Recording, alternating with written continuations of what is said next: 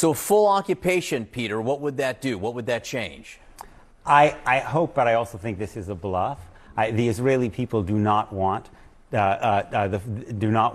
I think what Netanyahu is trying to do is trying to bluff and hope that that will provide the ceasefire on terms that he wants, because a full conquest of Gaza would be an utter catastrophe, a catastrophe for the Palestinians of Gaza who are already suffering immensely, and it would not save any hostages. It would actually put them in greater peril, and it would not destroy Hamas. Israel has been promising that it would destroy Hamas since October of 2023, and Hamas is still there. So this would be a catastrophe, but I suspect it won't happen, thank God. You look at Avitar David. He looks like a concentration camp survivor who was forced to dig his own grave. When the body of Eden Yerushalmi, after she was murdered, was returned, she was 70 pounds. Contrast that to the pictures, these, I'll say, artistic pictures of children, most of them with diseases. And also, really, Brooke? Yes, really. I mean, yes, really, you're propaganda saying pictures of these children. You never see pictures of adults. And famine is not selective, Peter. You can't have a child who's starving and then the mother is Brooke, are we really, overweight or the brother Brooke, is fully fed. The picture of Avitar David was horrifying.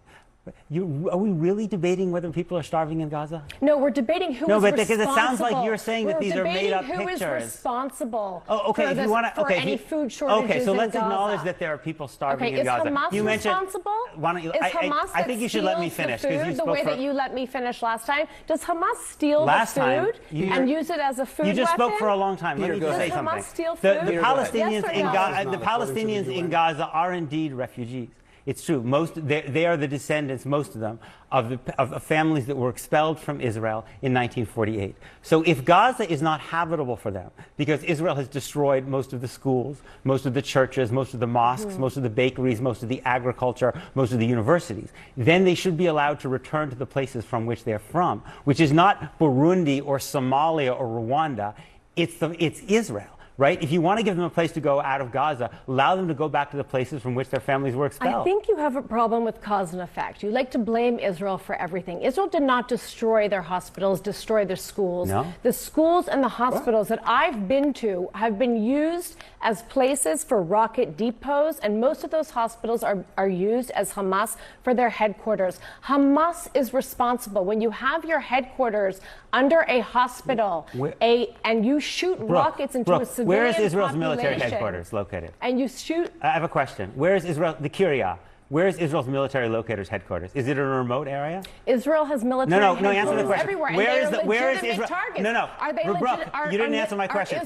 Where is Israel's military? It is in downtown Tel Aviv. So let me say that. They have headquarters in Tel Aviv. You got to let me finish. Israel's military headquarters is in downtown Tel Aviv. Right? Many of the apartment buildings in Tel Aviv house Israeli generals.